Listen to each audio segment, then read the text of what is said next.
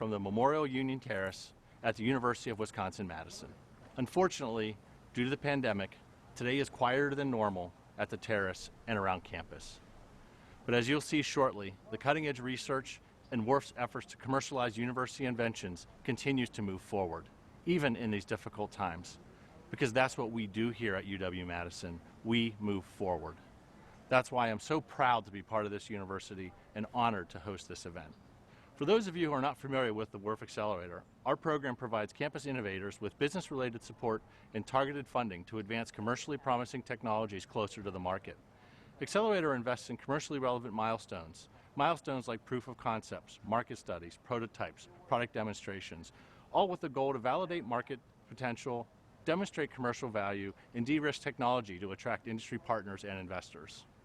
Since 2010, the Accelerator has invested in more than 120 technologies, resulting in 45 revenue-generating agreements and 18 startups. We created WARF Innovation Day 3 years ago to spotlight some of the exciting innovations in the WARF Accelerator and to provide project participants the opportunity to do short, 7-minute quick pitches. These pitches will introduce you to some of the exciting technologies in the Accelerator portfolio and highlight the potential social and economic impact these projects can have in our community and our lives. Since this year's event is virtual, and I know most of you haven't been able to get back on campus, we wanted to bring a sense of the campus to you. So in addition to viewing 4 quick pitches, you will catch glimpses of some of our favorite spots on campus, like the terrace, and enjoy a few celebrated UW traditions. All of which will hopefully emphasize, as much as anything else, that innovative research is a UW tradition that we should continue to recognize and celebrate.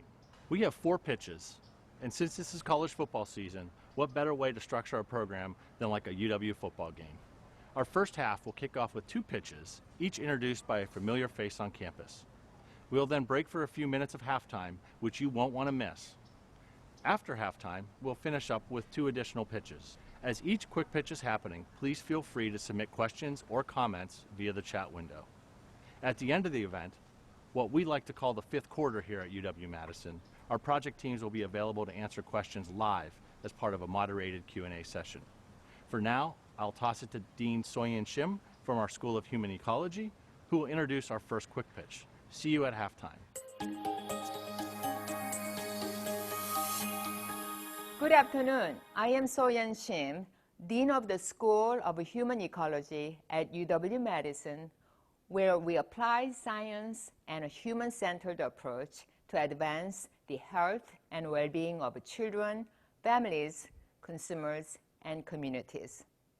I am very proud to introduce Dr. Kevin Panto, a faculty member in our Design Studies department, and his project, Rendering Reality, which makes possible immersive virtual experiences of real-life environments, opening new frontiers for designing, training, and gaming services. Here's Kevin with more.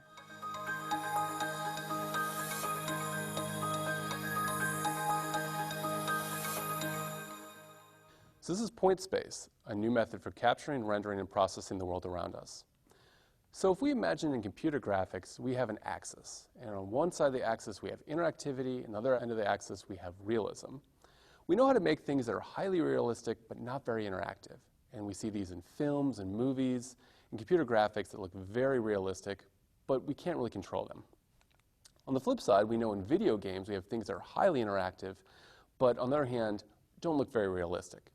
And what we really want is we want the best of both worlds. We want things that are highly interactive and highly realistic. So what we've built is we've built a new rendering system that allows for highly complex real-world environments to be rendered highly interactively. Now, oftentimes what happens when we try to render real-world environments is that we have a 3D modeler, and that 3D modeler works and processes, and they have a lot of artistic talent, but it takes a lot of time to make anything that looks very realistic. On the flip side, when we try to capture 3D environments, it oftentimes requires high-end machinery, and the data samples are so complex that we have to downsample them and extract them to render them. And so therefore, real-world spaces cannot be rendered interactively and can't be used for interactive analysis. So what we've done is we've built a new rendering engine that allows for complex spaces to be rendered interactively and in real time. Now, traditionally, what people have done is they've created 3D meshes to try to render these type of environments. But once we do that, these 3D meshes are so abstracted that we can't read text, we can't hardly figure out what anything is. And so what oftentimes people do is they use point clouds. And these point clouds can capture details, but the problem is when we try to visualize them, they're so sparse and spread out that oftentimes we can't really see the data and it looks kind of abstracted and not very realistic. So what we've done is we've created a new way to render spaces using volumetric cubes. And these volumetric cubes are able to store and capture at the resolutions that the data was completely processed at. And we've also built a new rendering engine which uses the parallel processing of the GPU to render things highly efficiently and interactively. Now, everything we've done so far has been built in the Unity 3D game engine. Unity is a game engine that's used by game developers and programmers to make video games. But it's also used by people who just want to make interactive content. So anyone who wants to do interactive storytelling, to virtual reality experiences, this is a plugin that fits right into their workflow. Everything we've also done has been completely cross-platform. It runs in VR, it runs on a computer, it runs on a phone. And so in summary, what we've made is the highest fidelity, most immersive interactive experience possible. So thus far, what we've done has been patented by WARF. We have 2 patents currently accepted and a 3rd patent pending. All this research has been funded by a variety of sponsors, and we've had over $3.5 million of research that has come into this project so far. We've had lots of different areas in which we've seen traction in our research. So the first is in capturing spaces for offsite analysis. And this is everything from home environments to crime scenes to cultural historic sites to shipwrecks.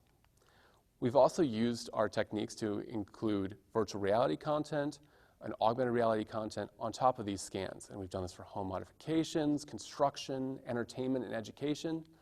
And we've also looked at kind of comparing different points in time. So we've done this pre and post a car accident, pre and post a home modification, a building demolition, or even a natural disaster. So the team that we've had working on this has mostly been myself. I'm an associate professor and expert in virtual reality, and Ross Drzenik, who's a staff programmer and a veteran of the gaming industry. So what we're really asking for today are connections into the gaming industry. We're looking for connections with software developers, design studios, and graphics card manufacturers. In the construction and real estate industry, so people who work in building information modeling, architecture and design, and property management. And people who come from the insurance industry, where people might be interested in risk assessment, appraisals, and risk management. This has been PointSpace, a new method for capturing, rendering, and processing the world around us. Please feel free to ask your questions, and we'll be answering them at the end of the program.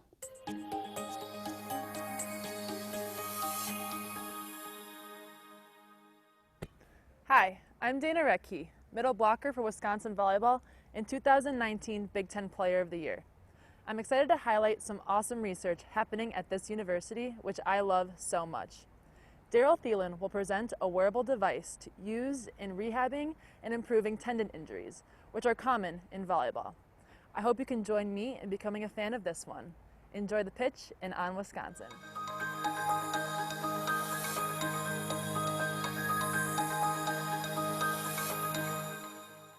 Hi, I'm Professor Daryl Thielen of the Department of Mechanical Engineering at the University of Wisconsin-Madison.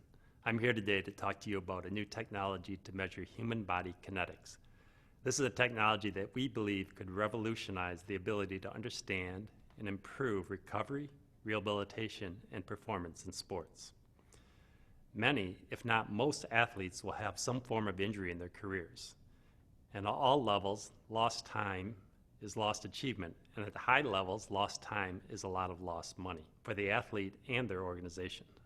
Once an injury occurs and acute treatment is done, there are challenges in managing this athlete for the future. How should their therapy be optimized to maximize their recovery and minimize the time it takes? And how can the decision to return to sport be made? How strong should they be? How symmetric their movements? How coordinated? There are pitfalls in the effort to minimize those losses. Training too hard or returning too early can risk re-injury. Training too little or returning later than necessary loses productive time. The solution we are bringing to market is a new technology that can provide objective information about the forces produced by muscles during movement. This technology is non-invasive, and it can be used to track the progress of recovery and rehabilitation, providing crucial data to support decisions such as how hard to train and when to return to competition. Tendon tensiometry is not just for tendons. It can detect changes in loading that might occur due to injury in muscle, ligament, tendon, or bone tissues. The technology underpinning tendon tensiometry is based on tracking the motion of waves induced in a tendon by a miniature tapper device. The tapper introduces a microscopic wave which travels along the tendon and is picked up by two accelerometers on the skin over the tendon. The time it takes for the wave to travel between the accelerometers reveals the wave speed, which depends directly on the tension in the tendon. Think of it like plucking a guitar string.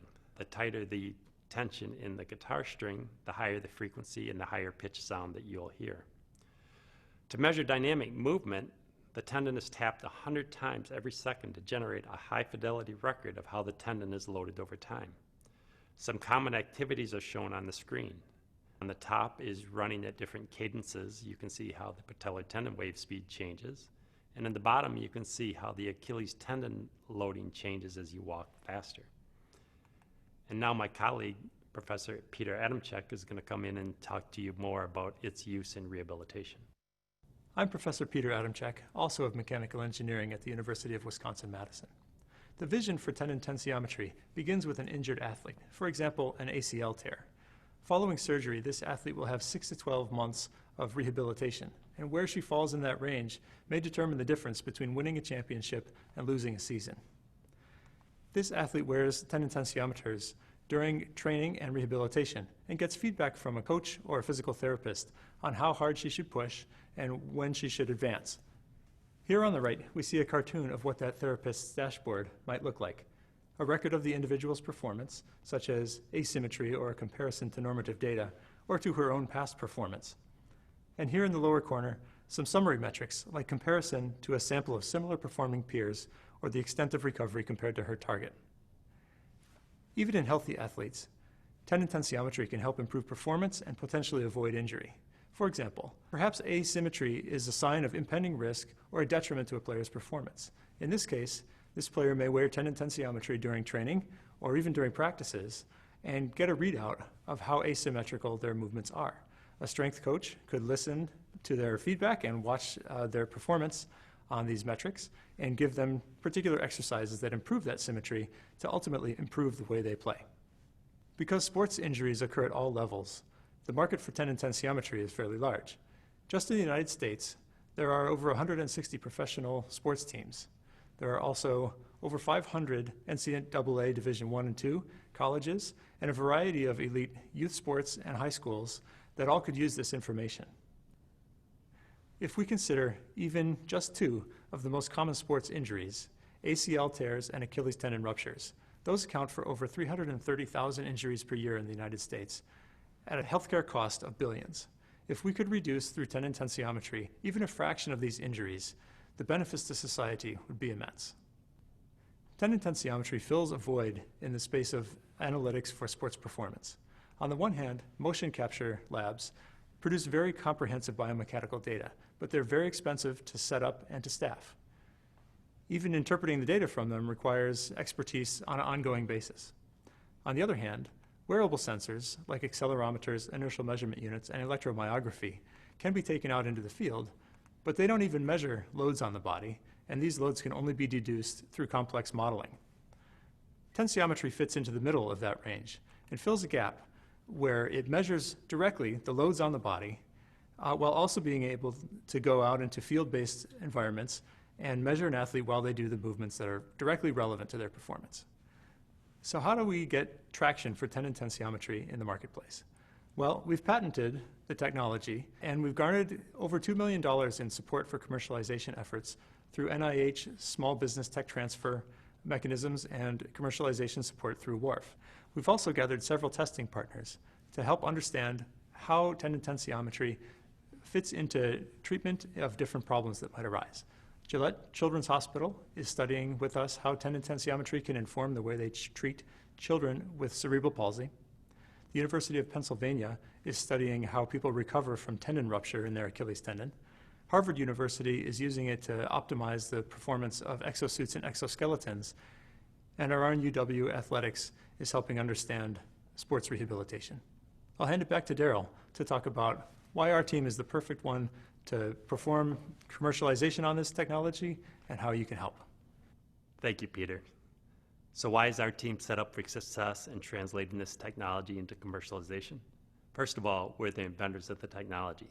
The system was developed in my lab as a lab-based system, and then working with Professor Peter Adamczyk, we have translated it into a wearable system that can be used in the field for sports applications.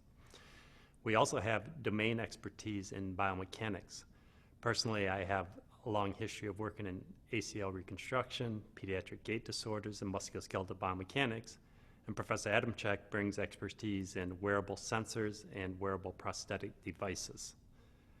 So what we are asking for today is your help in gaining access to the potential users of this technology to pilot test it and help us target specific value-realizing use cases. We want to talk with individuals who might value the measurement of loads inside the body, who can tell us exactly what forms of information they would use to make decisions, and how making those decisions better brings value to their organization. Ideal contacts would be elite athletes who want to understand better how their bodies are working, their coaches and trainers who could act on this information to improve health and performance, and sports medicine doctors and physical therapists who could make medical decisions based on it. And we also need help in the business and entrepreneurial aspects of this, particularly in the fields of rehabilitation, sports medicine, performance, wearables, and cloud services. And so we invite you to contact us to help launch this new era in wearable movement kinetics, the future of healthier sports. At this point, we'd be happy to take any of your questions that you want to put in the chat window, and we'll try to address them at the end of the program.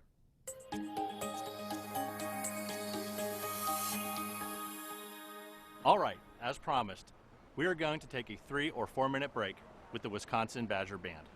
Feel free to stand up and stretch while enjoying some brief entertainment to get us ready for the last half of our program. I've always wanted to say this. So ladies and gentlemen, we are proud to present your University of Wisconsin Marching Band.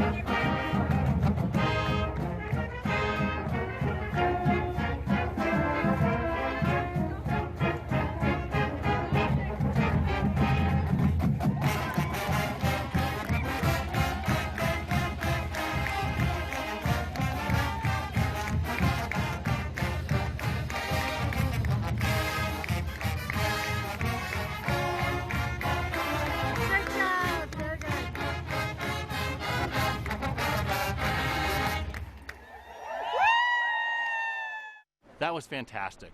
Thanks to Dr. Corey Pompey and the UW Marching Band. Next, I'd like to introduce Steve Ackerman, the Vice Chancellor for Research and Graduate Education, who will now introduce our next pitch. Hi, I'm Steve Ackerman, Vice Chancellor for Research and Graduate Education here at the University of Wisconsin-Madison. And today I'm in front of the Dairy Cattle Center, which houses both research and teaching activities.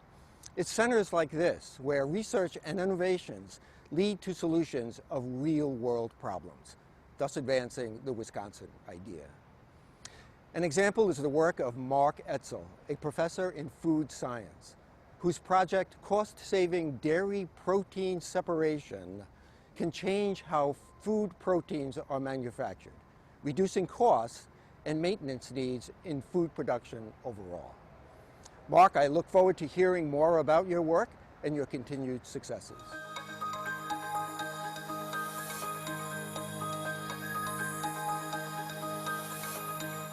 Hi, my name is Mark Etzel. I'm the CEO of Galaden. At Galaden, we're innovators in the area of specialty food protein manufacture. Specialty food protein is a hot market. It's a $41 billion market, and it's growing fast. You've probably heard of things like the Impossible Burger and Beyond Meat, pea protein, and some of the plant proteins, and these are driving a lot of the growth in this market. This plant protein market is a $29 billion market. However, the technology used to make plant proteins is ancient. It's the same technology that was used to make tofu hundreds or thousands of years ago. It uses a lot of water. It uses 400 pounds of water for every pound of protein that's produced. And all that water has to be eventually removed because the manufacturers buy a dry protein powder. The filter technology that's used to remove all that water is developed in the 1970s, and it's slow, and it wastes about 5 billion pounds of perfectly edible food protein because it's not efficient. Galaden has a better way. Galaden is a spin-out from UW-Madison, and Galaden's technology innovates by improving the filters for specialty food protein manufacture. Galaden doesn't make the filters. Galaden supplies the technology, the R&D, the inventor involvement, and the patent and license for a filter manufacturer to innovate in what's really become a stagnant marketplace. Galaden's filters are smarter, faster, and better. 5 times faster.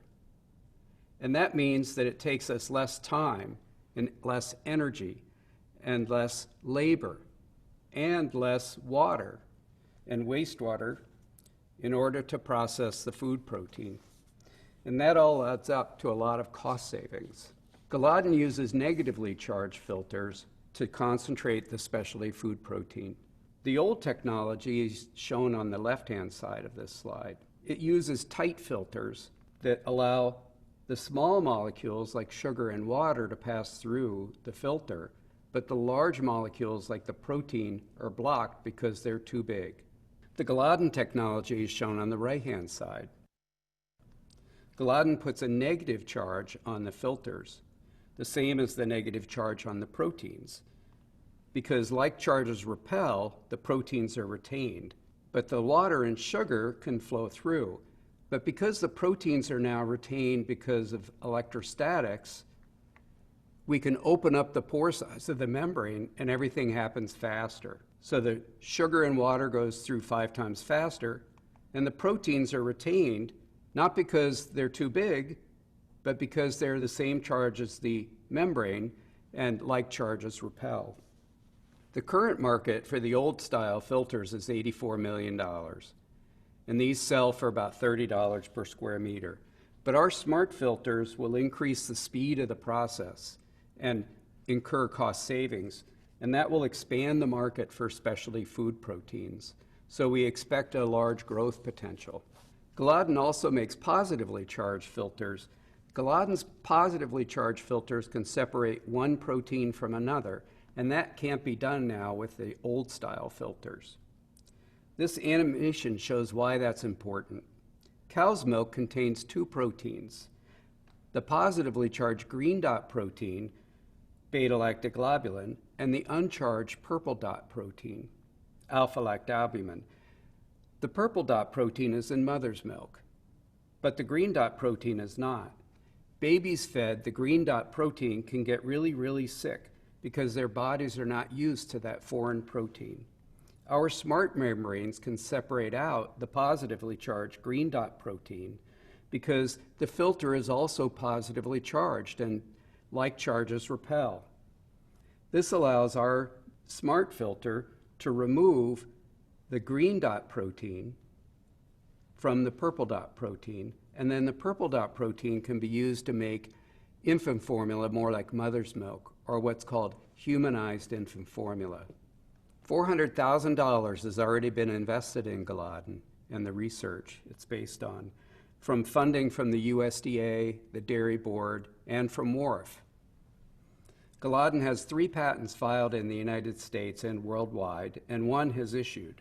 Galaden has scaled the technology up from lab scale to pilot plant scale, and made prototype charge filters that were successfully tested in the pilot plant for dairy protein manufacture.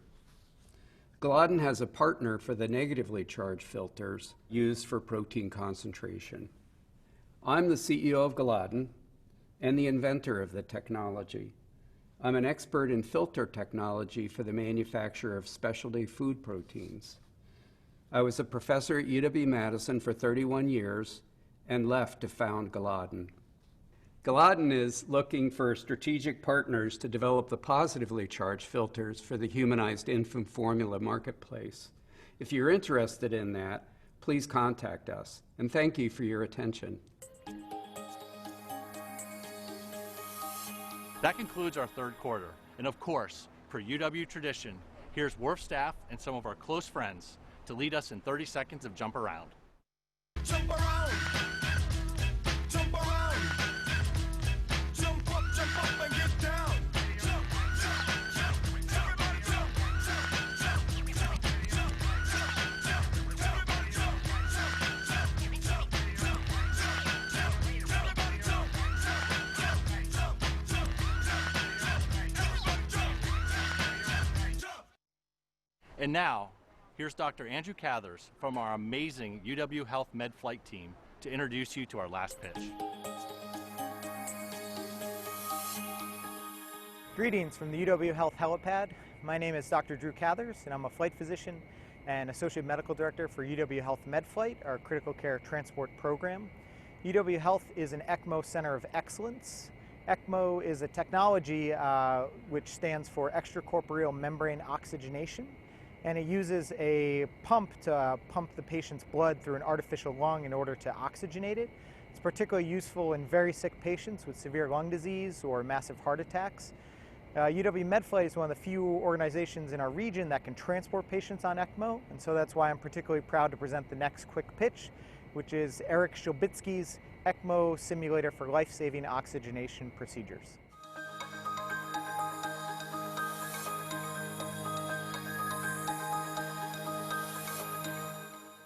Hello, my name is Eric Shabilsky, and I'm here to talk to you today about our ECMO simulator that our team designed in order to train physicians on emergency oxygenation.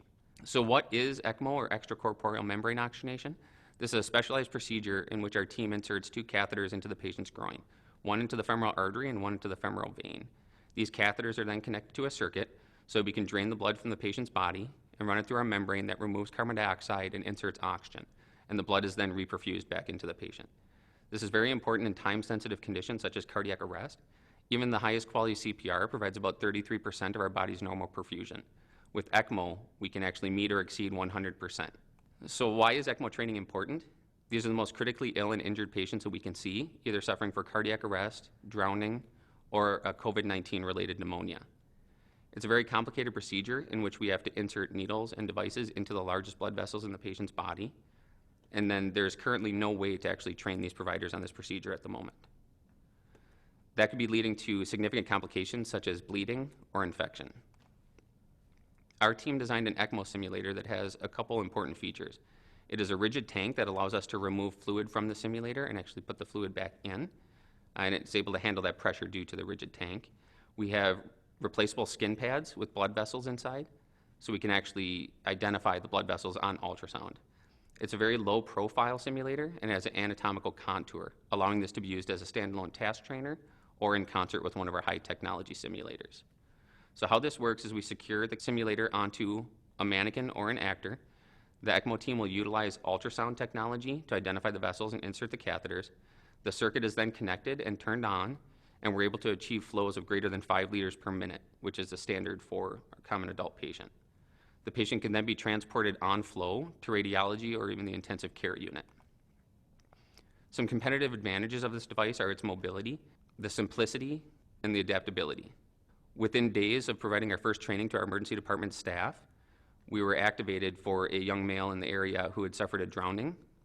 Paramedics on scene provided life-saving procedures, but they were not able to get the patient's heart started again. Once a patient arrived to UW's emergency department, we placed him on ECMO, and within 2 weeks, he went home with no neurological deficits. So what does this mean for UW Health? We've actually doubled the number of ECMO pumps that we have throughout our system from 4 to 8 in the past 2 years. We currently have 12 credentialed providers who are allowed to do this procedure.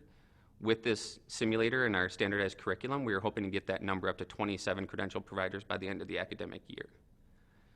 In the calendar year of 2019, we cannulated 58 patients at UW Health. Based on where we're at this year and extrapolating those numbers, we're aiming for 72 patient cannulations this year. ECMO is billed at approximately $117,000 per procedure. Therefore, that increase of 14 patients in this calendar year would lead to approximately $1.8 million in increased revenue. We also performed education for our med-flight crews on how to initiate or transport patients on ECMO throughout the region. And we are now one of only a handful of air medical companies in the world that will actually fly out with physicians, perform the cannulation, and then bring those providers back to our institution.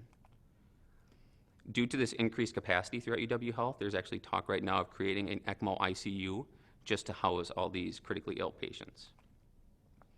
The Extracorporeal Life Support Organization, or ELSO, is responsible for accrediting all ECMO centers throughout the world, and there are currently over 930.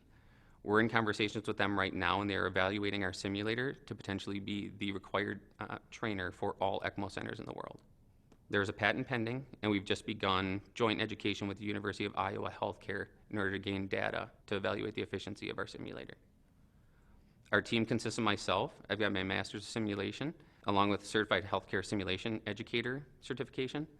Dr. Josh Hermson is a pediatric cardiothoracic surgeon at UW Health, and Mengazem Tazal is an undergrad biomedical engineering student here at the university.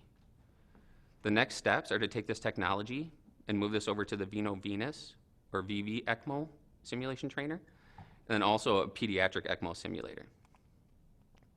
I want to thank you for your time, and I will gladly answer any questions or comments that you have at the end of the presentations.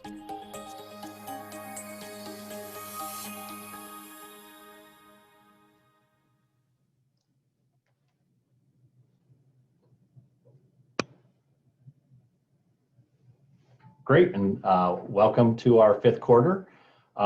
Before we start taking questions, I want to just do a shout out, a couple of thank yous for folks that have been just so helpful in pulling this production off.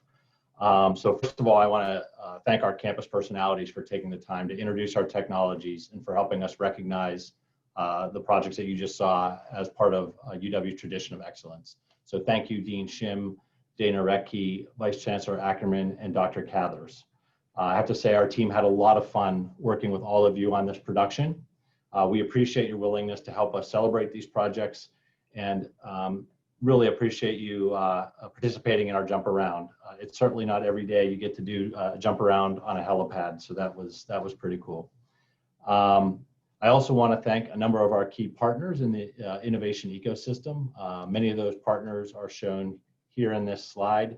So Discovery to Product on our campus, the Generator G-Beta program, the Center for Technology Commercialization, the Law and Entrepreneurship Clinic, the Innovate Network, and the SBDC. All of these organizations are so critically important in helping us move these university innovations into the real world. So thank you so much for all you do for us. So now we'll move on to the Q&A. And the way we're going to do that is I'm going to have all of our presenters turn on their videos so we can see them. We'll start asking questions in the order of presentation. So Kevin, if you could unmute yourself, we'll start with you.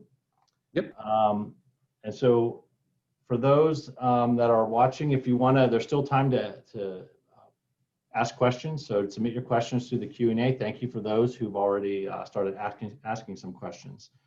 So Kevin, first question, you've talked about your technology being available through Unity. Can this be used with other platforms, or is it only specific? Yeah, no, it's a great question. So we chose Unity because Unity is able to be very, very cross-platform. So you can deploy it on phones and desktops, tablets, VR systems, and gaming consoles. But the underlying technology is actually not built into Unity. And so when we started doing this type of work, we actually wrote everything from scratch, from the ground up. So this could be ported into any other type of rendering system. We just chose Unity because it is so easily deployable on so many different devices. So one of the questions we're getting is how do you get the data? Where does the data come from? Yeah, that's another really great question. So our data sources generally come from basically 3 different types of sources. So we have professional survey grade LiDAR equipment that is laser scanning. We get data, we've been quantifying it. We're actually getting data that is less than 1/10 of a millimeter in resolution. So just insanely high resolution. We've also worked with people like the National Park Service and using just cameras and photography and generating 3D models from that. And one of the things we're currently exploring is Apple recently in their new iPhone and new iPad have built-in depth cameras that use laser scanning. And so we're actually developing new software that can utilize that type of technology. So our goal is to eventually make it so anyone who's a consumer can just get one of these devices, wave it around their house, wave it around an object, put this data, get this data that we can then run in through our visualization algorithms. So it really can come from anything from high-end survey grade equipment to photography to hopefully very soon anybody's phone. So with the advancement of LiDAR, this is a technology that isn't just relegated to people that can afford these really expensive pieces of equipment. So that's fantastic. One interesting question we had from our audience that just came in is, can you speak about incorporating colorblind modes and other accessibility features for virtual reality? Yeah, and it's actually a really interesting question. So one of the really cool things that we can do is, so we're capturing these environments, we're trying to play it back in a way that looks very highly realistic, but we don't really have to. And I'll give you an example of one of the things that we've been doing is, so we captured someone's home, and then what we can do is we can basically take all the colors out of that and make it so it looks like the home is entirely black and white. And then what we were doing is we were then superimposing heat maps. And so we're superimposing heat maps of the person's heart rate, of their activity, of all kinds of different things. And so it made the entire house kind of glow in these different data sets. And so again, what's really cool when you have this data in a digital way is that you can do all kinds of things with it that you can never do in the real world. So in terms of color blindness, we could basically reconstruct the environment in a way that is now colorblind friendly for everyone. So again, I think really, really powerful aspect of this technology is once you have it digitally, you can do all kinds of things that you can't do normally in the real world. Great. And then final question, what does a company need to do to start using Point Space? Yeah, and that's a really great question. So we just see lots of potentials of how to really push this technology forward. So what we've made is a rendering engine, and because we're trying to render real world environments, I think that there's lots of possibilities from virtual tourism to crime scene investigation. In particular, in this presentation, we targeted the game industry, the construction industry, the insurance industry, but we know that there's lots of other potentials. So one of the things that we've done is we've built a website to try to highlight more information about our product, about what makes us unique, what makes us different. So the URL is widve.github.io/pointspace. There's lots more information there. I think the best thing really at this point is just to contact us, and we can try to work with you to try to figure out how we could fit our solution into your pipeline. Great. Yeah, that's a good lead into a reminder I wanted to make to everybody is we'll have some contact information at the end of the questions here. So if you have follow-up questions or want to connect with WARF or our researchers, yes, stay tuned. We'll give you all that contact information you need to reach out. So I'm going to ask Daryl to turn on, Daryl and Peter to both turn on their microphones. We talked a lot about, your pitch covered a lot, was really focused on sports. And, we know there's a lot more opportunity out there. So Daryl and Peter, can you touch on other applications that your technology can be used for? And I know, Daryl, you're really passionate about using this technology to treat children with gait disorders. And I think that's such a wonderful use of the technology. But can you both touch on the applications beyond sports? Yeah, so I can speak, as Greg just mentioned, we're working with Gillette Children's Specialty Healthcare out of St. Paul, Minnesota. Really great partners, and they treat kids with very severe gait disorders, usually with cerebral palsy. And one of the challenges they have is trying to plan appropriate treatments for these kids, and they involve both skeletal surgeries and soft tissue surgeries. So we're now working with them using our sensors on their kids when they do gait evaluations prior to surgery to see if we can add additional information in addition to what they capture with cameras in the lab. And then we're doing post-op evaluations. We're actually now planning to even try to move it into the operating room for some of their soft tissue treatments, so you could actually objectively measure how they're changing the tension when they do a procedure like a muscle lengthening procedure in these kids. So that's one. We're also working with UPenn Orthopedics, looking at Achilles tendon ruptures.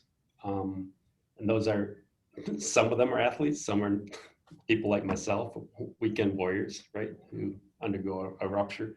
And you go through a long rehab process with that, and outcomes are quite variable in that one as well.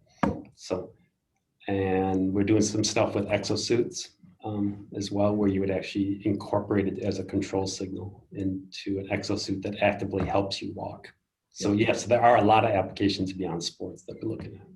Yeah, I think it's great for us talking about sports because it gives us a lot of high visibility and everybody understands it, but it certainly is a technology that is applicable to anybody who's injured, that sustains a tendon injury. We're really excited to see this get to market.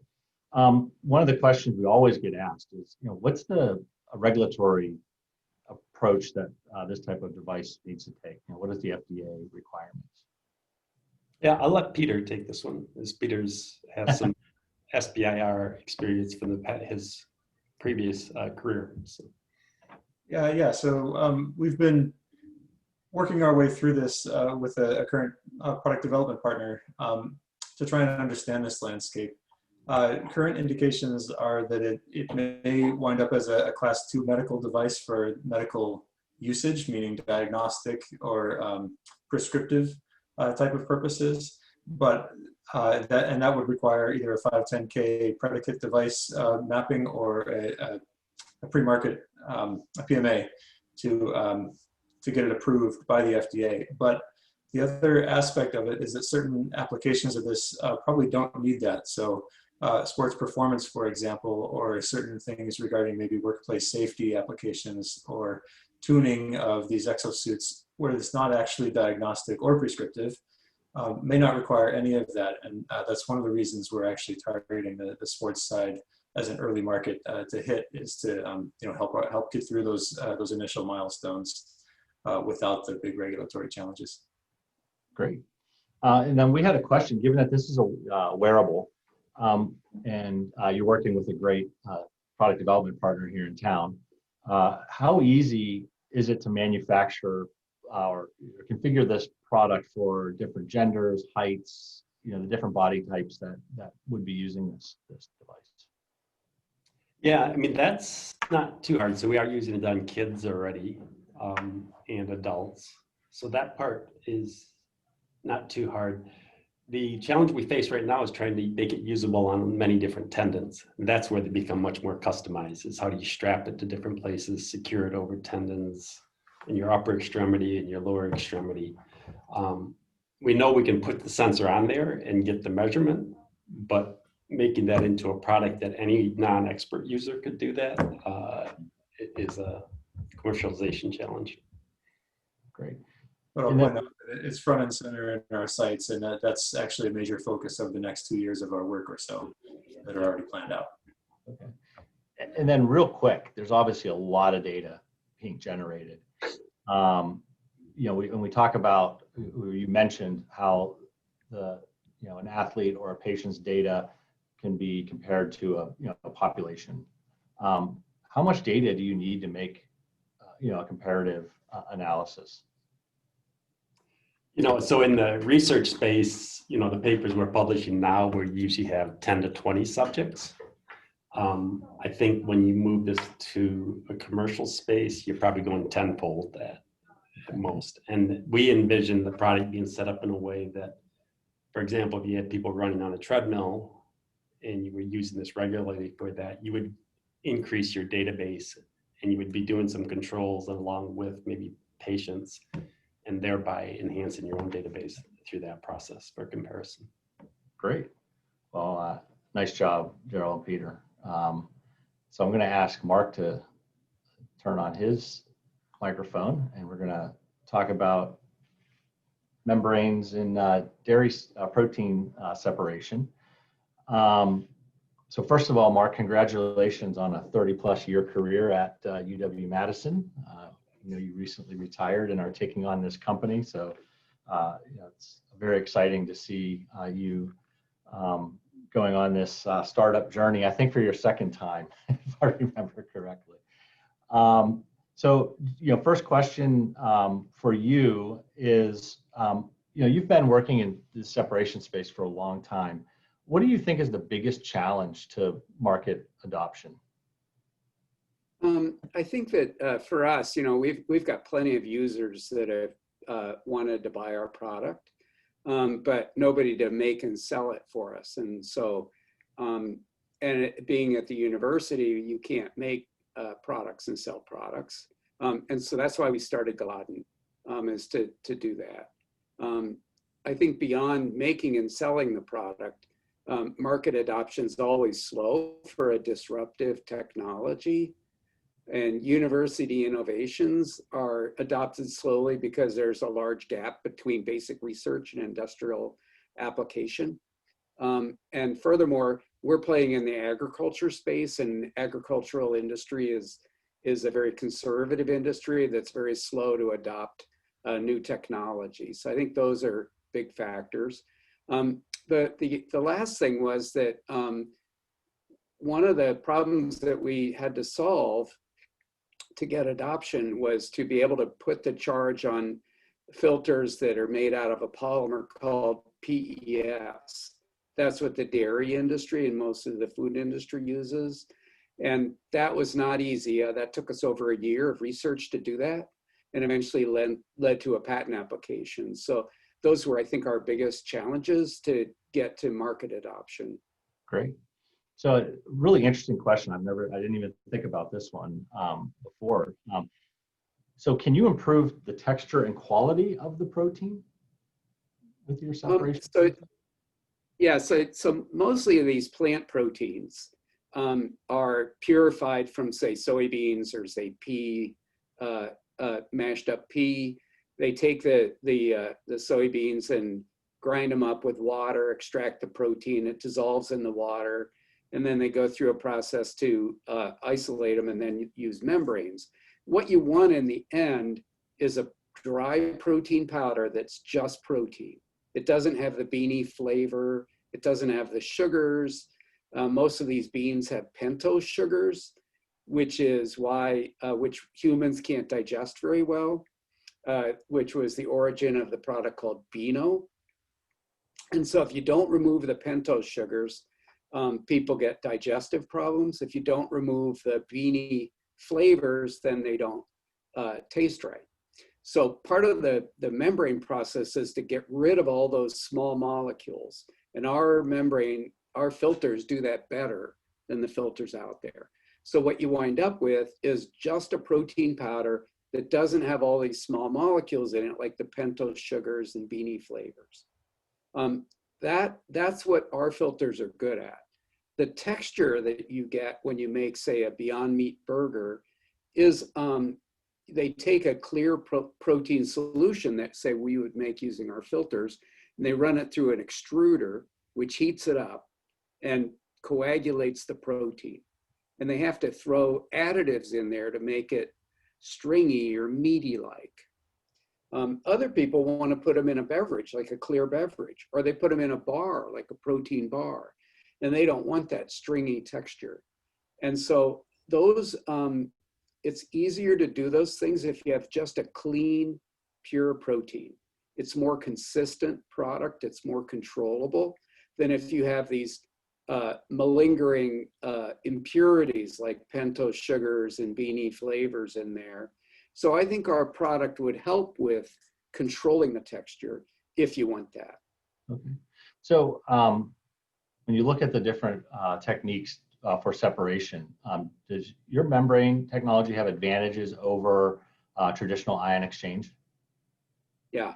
So a lot of people use ion exchange, and that's inherently a batch process where you have a big column of ion exchanger and you load the protein, then wash out, then elute the protein, desorb it, wash out. It uses a ton of water and the throughput is very slow and it generates a lot of salty wastewater. Our process actually can replace ion exchange and you don't need to use any water at all. And so it has a huge advantage. It's also, our process is continuous. And ion exchange is inherently a batch, load, wash, elute process.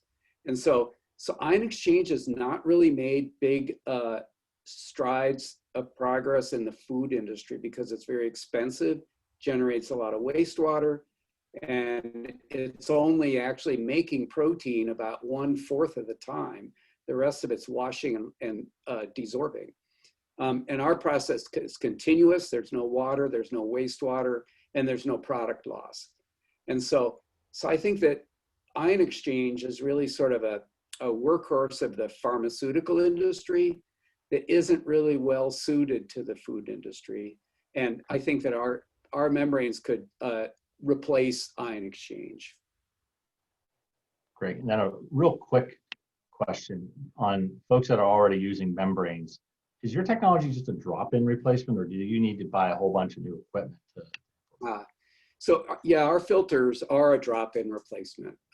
They go right into the existing filter hardware, but to operate our filters at high speed requires faster pumps. And so to get the full benefit of our innovation, you require installing faster pumps eventually.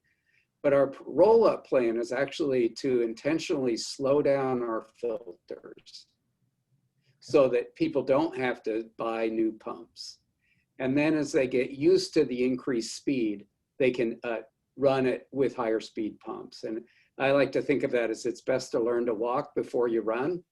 And also don't teach your children how to drive using the Ferrari. And so our plan is to purposely slow the filters down so that they don't have to buy anything to use them. Okay, great. All right, thanks, Mark. That was fantastic. Nice job. And so last but not least, Eric, if you could turn on your microphone. So nice job presenting. The first question I think is, so this trainer has been implemented at UW Health. How does this trainer get to market? How do we get it to other centers that are using ECMO? Sure. So we've had conversations with a couple of the largest simulation manufacturers in the world. They see the need and they're kind of anxious to partner with us to move these to market. What they're looking for first is just some data, basically to show that this is truly an effective simulator to train providers. So that was why we partnered with the University of Iowa Healthcare, who's also an ECMO Center of Excellence. So we can essentially double the number of learners that we're putting through our initial curriculum. And that way we're going to have them all evaluate the simulator every time they cannulate. So they can kind of rank this against any other devices they've used before versus live patient cannulations. So right now we're essentially just looking to collect the data, get that back to the manufacturers. Great. So we have a pretty interesting technical question here. Mm-hmm. So if I'm understanding the question correctly. So the question is, could you explain how the portable ECMO overlay finds the artery and vein, as well as the mechanism for arterial or venous puncture? Sure. So the vessels are actually contained within the simulator. So they're replaceable skin pads within the larger simulator. Each of those pads has a vein and an artery inside of it. Those are pre-charged with fluid, and they can be identified using a regular ultrasound machine. So they would actually, whether this is on a tabletop as a task trainer or laid over one of our simulators, all they have to do is use the ultrasound machine and place it over that reusable skin pad, and they would be able to identify the vein and artery that are lying in proper orientation. And then as far as the puncture is concerned, using ultrasound guidance, they would then use their traditional kits that they would use on regular patients to go in with the needle first, hit the appropriate vessel, confirm that they are in the vein or the artery, whichever the intended target is. And then they would go through kind of a lengthy process of dilating that blood vessel out and then inserting the large cannulas. So it would be the exact same process that they use currently for patients. Great. And then in terms of a center like UW Health, how much would it cost to implement this training? And how many training devices would an ECMO center have? Sure. So right now we have 2 prototypes that were manufactured here locally. And we have one here at the University of Wisconsin and then another one at the University of Iowa. Really all we're waiting for is for the skin pads to be produced, which is going to cost roughly $20,000 to get 200 skin pads. So we'll have 100 at each facility. We're going to have 25 learners at each facility. This would allow each of them to cannulate 4 times. So essentially kind of practice makes perfect. And what we're looking for is expert learning. So we don't really want to set a predetermined number as to each person needs to cannulate 1 time or 4 times. We want to allow them to kind of make the decision on their own as when they're comfortable with the procedure to go forward on cannulating actual patients. So right now we're just looking for the additional funding to produce the skin pads. Great. And then who are the ideal candidates for this training? So here at UW, we actually use cardiothoracic surgeons currently to do the cannulation. So we're going to be training cardiothoracic fellows that are in their final year of training, essentially, before moving on as faculty physicians. And at the University of Iowa, they actually use pulmonary critical care fellows. So they're in their last year of training before staffing ICUs or intensive care units at their facility. So those would be the ideal candidates for now. And then once we get the data and we can kind of validate our curriculum, we're looking at then expanding that on to even emergency physicians. Because one of the things we learned during our training was the sooner that they can do this procedure, the better outcomes that patients are going to have. So then we'll look to expand this to various departments throughout the hospitals. Great. Well, thanks, Eric. Nice job. Great work with the simulator. I know there's been some great press locally about the immediate impact that the simulator had on some pretty serious injuries, and which had a good outcome because of the training that this accomplished. So really proud to be able to work with you in UW Health. So that wraps up our question and answers. We are going to put up a slide here that has contact information. This is a way for you all to reach out to us. You can contact my colleague, Nhi Le. Her email is shown on the slide here. So, feel free to reach out to her with any questions you may have about the technologies. If you want to get connected with our teams, we certainly encourage you to do that. And so before we wrap this up, I do want to congratulate our 4 teams who just did a remarkable job under very difficult circumstances. This was the first time that we've done this in a virtual format. I really want to express my appreciation for not only your efforts in this program, but also your efforts in your continued research, and certainly in the ongoing education of our fantastic students at the university. Finally, I do want to thank my colleague Nhi Le, who worked tirelessly to help our project teams with their pitches, and certainly our communications team, who really did a tremendous job on the final production here. So thank you to all of you for that. Again, if you have any further questions, you want to connect with any of these technologies, please reach out to us. We are always eager to talk to subject matter experts, investors, and entrepreneurs who might want to contribute to any one of these projects or any of our other projects that you can find online at warf.org. So we hope you all enjoyed the event, and on Wisconsin.